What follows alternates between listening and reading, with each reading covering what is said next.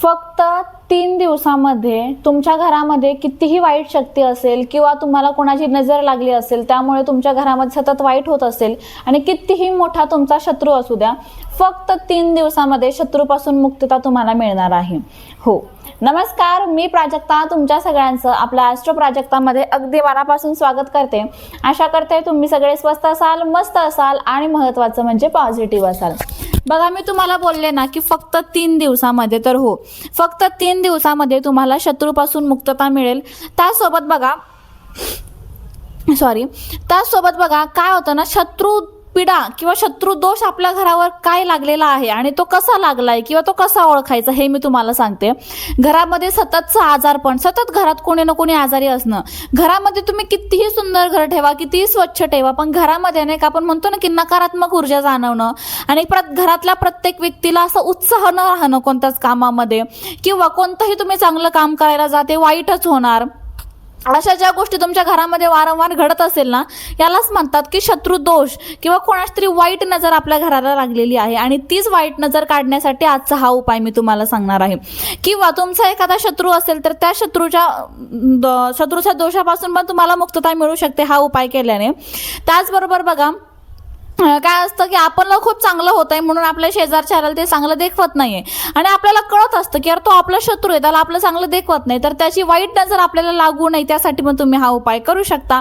खूप साधा सोपा उपाय आहे. फक्त 3 दिवसामध्ये तुम्हाला याचा अनुभव येणार आहे, त्यामुळे व्हिडिओ स्किप न करता शेवटपर्यंत बघत राहा. आणि हो, चॅनलवर नवीन असाल तर चॅनलला सबस्क्राईब करा.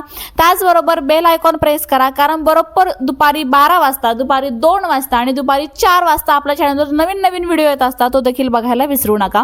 आणि आपल्याकडे हे असे वेगवेगळ्या प्रकारचे क्रिस्टल्स ब्रेसलेट आहे जे तुमच्या समस्येवर आहे.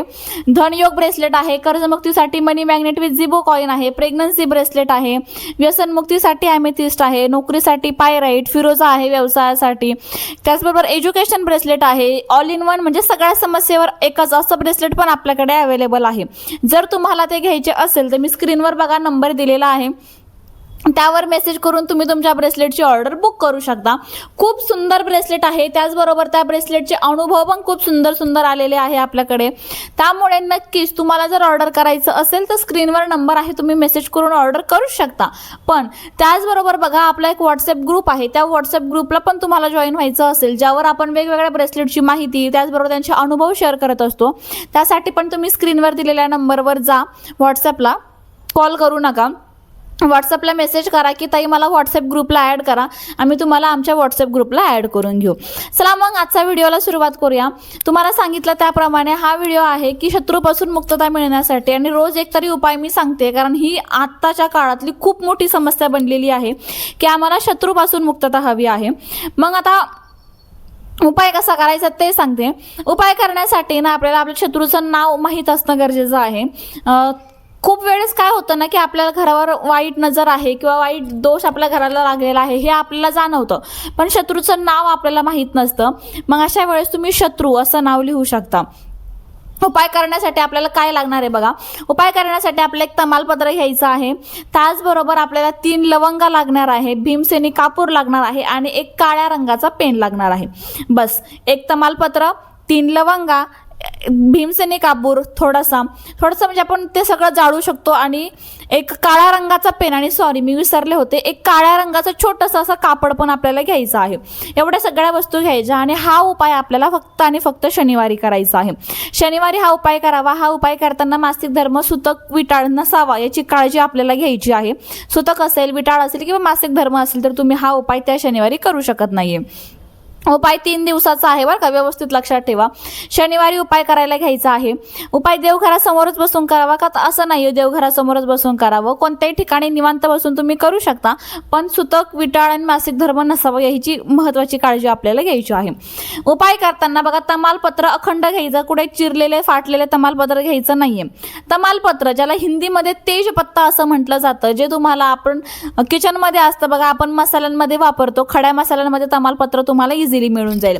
ते तमालपत्र आपण घेतलं तमालपत्राच्या 2 बाजू असतात, एक अगदी अशी खरबडीत असते आणि एक अशी प्लेन बाजू असते. ज्या प्लेन बाजूवर आपल्याला काळ्या रंगाच्या पेनाने आपल्या शत्रूचं नाव लिहायचं आहे. आता शत्रूचं नाव माहीत नसेल तर काय करायचं? शत्रूचं नाव जर तुम्हाला माहीत नसेल ना, तर अशा वेळेस तुम्हाला शत्रू म्हणून तिथे नाव लिहायचं आहे आणि शत्रूचं नाव माहीत असेल तर शत्रूचं नाव तुम्ही लिहू शकता. त्यानंतर बघा, आता समजा तुम्हाला सांगते, 1 मिनिट.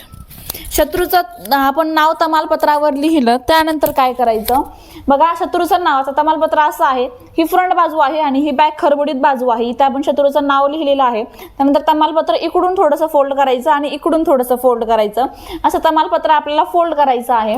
आणि त्यानंतर ते तमालपत्र आपल्याला आपल्या हातामध्ये घ्यायचं आहे.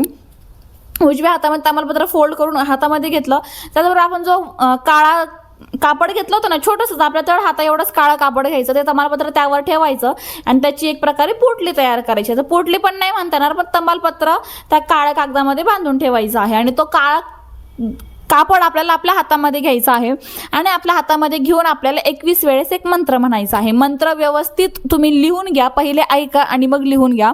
मंत्र आहे, ओम शरणे शरणे कुरु कुरु वश. ओम शरणे शरणे कुरु कुरु वश. असं हातामध्ये घेतलेलं आहे ते काळं कापड, ज्या काळ्या कापडामध्ये तमालपत्र आहे. ओम शरणे शरणे कुरु कुरु वश. ओम शरणे शरणे कुरु कुरु वश. असं आपल्याला 21 वेळेस म्हणायचं आहे. 21 वेळेस हा मंत्र वगैरे त्याच्यावर म्हणून झाल्यानंतर जे आपण बनवलेलं आहे ना, ते आपल्याला आपल्या जवळच ठेवायचं आहे 3 दिवस. शनिवारी दिवसभर, रविवारी दिवसभर आणि सोमवारी दिवसभर. 3 दिवस आपल्या जवळ, म्हणजे आपल्यातली एनर्जी त्याला लागू पडेल आणि त्याची पण एनर्जी आपल्याला लागू पडेल, असं आपल्या जवळच ठेवायचं आहे. तुम्ही ड्रेस असाल तर ड्रेसच्या खिशामध्ये ठेवू शकता. ज्या स्त्रिया साडी घालतात त्यांनी त्यांच्या साडीच्या पदराला बांधून ठेवू शकता. पुरुषांनी त्यांच्या खिशामध्ये ठेवायचं आहे, पण ते आपल्या जवळ 24 तास, म्हणजे 3 दिवसातून ते आपल्या शरीरापासून आपल्याला लांब करायचंच नाहीये, आपल्या जवळच आपल्याला ठेवायचं आहे. त्यानंतर बघा, शनिवारी उपाय केला, शनिवार, रविवार आणि सोमवार. मग सोमवारी रात्री, म्हणजे सोमवारी रात्री संध्याकाळी 7 नंतर तुम्हाला काय करायचं आहे, तुम्हाला एका छोट्याशा भांड्यामध्ये भीमसेनी कापूर घ्यायचा, जो तुम्हाला मी सुरुवातीला सांगितलं होतं. तो कापूर जाळायचा, त्यावर 3 लवंगा टाकायच्या, त्या पण जळतील आणि त्याचबरोबर जी पोटली आपण 3 दिवस आपल्या जवळ ठेवली ना, ती पण त्यामध्ये टाकून द्यायची. संपूर्णपणे सगळं जळून गेल्यानंतर ते तुम्हाला दुसऱ्या दिवशी, म्हणजे मंगळवारी तुम्हाला ते एक तर तुम्ही वाहत्या पाण्यामध्ये सोडून द्या, किंवा तुमच्या घराच्या घराजवळ जे मोठं झाड आहे ना, त्या झाडाखाली खड्डा करायचा आणि त्या खड्ड्यामध्ये ते पुरून टाकायचं आहे. पण ते अशा ठिकाणी ठेवा जेणेकरून कोणाचं ते पायाखाली येणार नाही, जेणेकरून आपल्यामुळेच दुसऱ्या व्यक्तीला कोणाला त्रास होणार नाही, याची काळजी आपल्याला घ्यायची आहे. नाहीतर सरळ तुम्ही वाहत्या पाण्यामध्ये ते सोडून देऊ शकता. खूप सोपा उपाय आहे, पण खूप प्रभावी उपाय आहे. याचे अनुभव पण आलेले आहे आणि तुम्हाला अनुभव पण जाणून घ्यायचे असतील तर नक्कीच, तुम्हाला बोलले ना की व्हॉट्सअप नंबरवर तुम्ही मेसेज करा की ग्रुपला ॲड करा. ग्रुपवर आपण सगळे अनुभव शेअर करत असतो. पण खूप सुंदर हा उपाय आहे, तुम्ही नक्की करून बघा. आजकाल शत्रूपासून मुक्तता प्रत्येकाला हवी आहे आणि आपण बघतो ना, आपली जी काही प्रगती होते ना, त्या प्रगतीनुसार आपले शत्रू पण वाढत जात असतात. त्यामुळे शत्रूपासून मुक्तता मिळवायची असेल, घरामध्ये जी काही घराला वाईट नजर लागलेली आहे ती काढून टाकायची असेल, तर त्यासाठी हा उपाय नक्की करून बघा. चला मग, आजचा व्हिडिओ आणि ही माहिती तुम्हाला कशी वाटली मला कमेंट करून सांगा.